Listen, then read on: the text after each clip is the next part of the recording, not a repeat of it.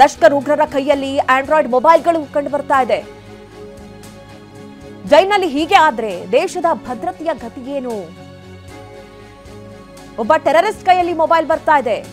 ದೇಶ ವಿರೋಧಿಗಳಿಗೆ ಮೊಬೈಲ್ ಕೊಡ್ತಾ ಇರೋದಾದ್ರು ಯಾರು? ಹಾಗಾದ್ರೆ ಜೈಲಿನಲ್ಲಿ ಇದ್ಕೊಂಡು ಭಯೋತ್ಪಾದಕ ಚಟುವಟಿಕೆ ಸಾಧ್ಯತೆಗಳು ಕಂಡು ಬರ್ತಾ ಇದೆ. ವಿಡಿಯೋ ಕಾಲ್ ಮಾಡ್ತಾರೆ, ಫೋನ್ ಮಾಡ್ತಾರೆ. ಇನ್ನು ನಿವೃತ್ತ ಪೊಲೀಸ್ ಅಧಿಕಾರಿಯಾದಂತಹ ಉಮೇಶ್ ಅವರು ನಮ್ಮ ಜೊತೆ ದೂರವಾಣಿ ಸಂಪರ್ಕದಲ್ಲಿ ಜಾಯ್ನ್ ಆಗಿದ್ದಾರೆ. ಸರ್ ನಮಸ್ತೆ. ದೃಶ್ಯಗಳನ್ನ ನೀವು ಕೂಡ ನೋಡಿದ್ರಿ ಅಂತ ಅನ್ಕೊಳ್ತೀನಿ. ಅಲ್ಲಿರುವಂತಹ ಭಯೋತ್ಪಾದಕರು, ಅಲ್ಲಿರುವಂತಹ ದೇಶದ್ರೋಹಿಗಳು, ಮತ್ತೆ ಒಂದ್ ಕಡೆ ಉಮೇಶ್ ರೆಡ್ಡಿ, ಇಂಥವ್ರ ಕೈಯಲ್ಲಿ ಮೊಬೈಲ್ ಇದೆ ಸರ್. ಏನ್ ಹೇಳ್ತೀರಾ ನೀವು? ಇದು ಒಂಥರ ದೊಡ್ಡ ಮೆನೇಸ್ ಆಗ್ಬಿಟ್ಟಿದೆ. ಇವ್ರು ಬಂದ್ರೆ ಸುಧಾರಣೆ, ಅವ್ರ ಬಂದ್ರೆ ಸುಧಾರಣೆ, ಇವ್ರು ಬಂದ್ರೆ ಸರಿ ಹೋಗ್ಬೋದೇನೋ ಅನ್ನುವಂತ ನಂಬಿಕೆನೆ ಕಳ್ಕೊಬಿಡ್ತಾ ಇದೀವಿ. ನಿಜ ಸರ್. ಇದು ಸುಮಾರು ನಿರಂತರವಾಗಿ ನಾವು 35 ವರ್ಷದಿಂದ ಬೆಂಗಳೂರಿನಲ್ಲಿ ಪೊಲೀಸ್ ಅಧಿಕಾರಿಯಾಗಿ ಹೋಗಿ ರೇಡ್ ಮಾಡುವಂತ ಕಾಲದಲ್ಲಿ ಇವೆಲ್ಲ ಸಿಗ್ತಾನೆ ಇತ್ತು, ಅಲ್ಲಿ ನಿಲ್ಲಿಸ್ತಾನೆ ಇಲ್ಲ, ನಾವುಗಳು ಹೋಗ್ತಾ ಇತ್ತು, ತುಂಬಾ ರೇಡ್ಗಳು ನಡೀತಾನೆ ಇತ್ತು. ಆದ್ರೂ ಒಳಗಡೆ ವಿಧಿನೇ ಇಲ್ಲ, ಇನ್ಫಾರ್ಮೇಶನ್ ಬೇಕಲ್ಲ ಅಂತ ಅಲ್ಲಿ ಮೊಬೈಲ್ಗಳನ್ನ ಇಂಟರ್ಸೆಪ್ಷನ್ ಮಾಡಿ ನಾವು ಬೇರೆ ಬೇರೆ ಇನ್ಫಾರ್ಮೇಶನ್ಗಳನ್ನ ಆಚೆ ತಗೊಂಡು ಆಚೆ ಹಿಡಿದು ಅವ್ರನ್ನೆಲ್ಲ ಜೈಲಿಗೆ ಹಾಕ್ತಕ್ಕಂಥ ಕೆಲಸನೂ ಮಾಡಿದ್ದೀವಿ ನಾವೆಲ್ಲ. ಜೈಲಲ್ಲಿ ಇದ್ದಂತವ್ರಿಗೂ ಇಂಟರ್ಸೆಪ್ಷನ್ಗಳನ್ನು ಮಾಡಿರ್ತಕ್ಕಂಥದ್ದು ಈಗಲೂ ಮಾಡ್ತಾರೆ, ಮೊದಲು ಮಾಡ್ತಿದ್ರು. ಅದ್ ಮಾಡ್ಲೇಬೇಕಾಗ್ತದೆ ಒಂದ್ ವೇಳೆ ಅಕಸ್ಮಾತ್ ಒಳಗೆ ಸಿಗಾಕಪ್ಪ ಇನ್ಫಾರ್ಮೇಶನ್ಗೆ. ಬಟ್ ಒಂದೇನಾಗುತ್ತೆ, ಈ ತರ ಒಳಗಡೆ ಹೋದ್ರೆ ಅಭದ್ರತೆ ಸಿಕ್ಕಾಪಟ್ಟೆ ಸೃಷ್ಟಿ ಆಗ್ತದೆ.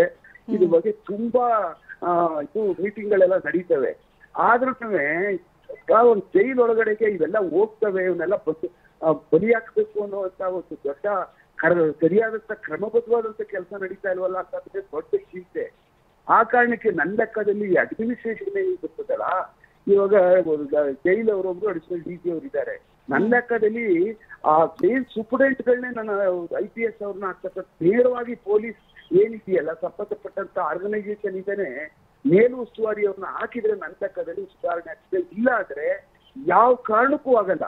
ಅಲ್ಲ ಸರ್, ಯಾರು ಈ ರೀತಿ ಫೆಸಿಲಿಟಿ ಕೊಡ್ತಾರೆ ಅಂತ ಸುಪ್ರೀಂ ಕೋರ್ಟ್ ಮೊನ್ನೆ ಯಾವ ರೀತಿ ಚಾಟಿ ಬೀಸ್ತು ದರ್ಶನ್ ಅವರ ಪ್ರಕರಣದಲ್ಲಿ.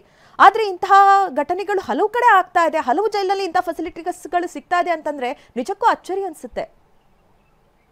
ನಾವು ಹಲವಾರು ಸಾರಿ ಹೋದಾಗ, ಬೇರೆ ವಿಸಿಟ್ಗಳಿಗೆ ಹೋದಾಗ, ಜೈಲ್ಗೆ ಹೋದಾಗ ಟೆರರಿಸ್ಟ್ಗಳು ಅಡ್ಡೆ ಮಾಡ್ಕೊಂಡು ಎಲ್ಲ ನೋಡಿದೀವಿ ಒಳಗಡೆ ಎಲ್ಲ. ಅದ್ರ ಬಗ್ಗೆ ಮಾತಾಡುವಂಥದ್ದು ನಮ್ಗೊಂಥರ ಮೈಯೆಲ್ಲ ಇದಾಗುತ್ತೆ. ಆ ಒಳಗಡೆ ಎಲ್ಲ ಬಿಟ್ಬಿಟ್ರೆ ಆಯ್ತು, ಜೈಲು ಒಂದು ಮ್ಯಾನೇಜ್ ಮಾಡೋದು ಕಷ್ಟವಾದ ಕೆಲಸ, ಆಯ್ತು ಮಾಡ್ಕೊಳ್ಳಿ. ಬಟ್ ಫೆಸಿಲಿಟೇಟ್ ಮಾಡುವಂಥದ್ದು ತಪ್ಪದು. ಈ ಊಟ ಕೊಡೋದ್ರಲ್ಲೋ ಬೇರೆ ಇನ್ಯಾದ್ರಲ್ಲೋ ಏನೋ ಒಂದ್ ಸ್ವಲ್ಪ ಒಳಗಡೆ ಮಾಡೋದ್ರಲ್ಲಿ ಅದು ನಡ್ಕೊಂಡು ಹೋಗ್ತೀವಿ.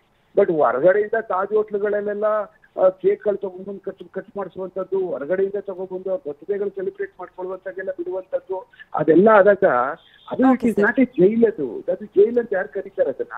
ಜೈಲ್ ಅದ್ರದ್ದೇ ಆದಂತ ಒಂದು ಸೂತ್ರಗಳಿದಾವಲ್ಲ, ಅದು ಪಾಲನೆ ಮಾಡ್ಬೇಕಲ್ಲ ಅವರು.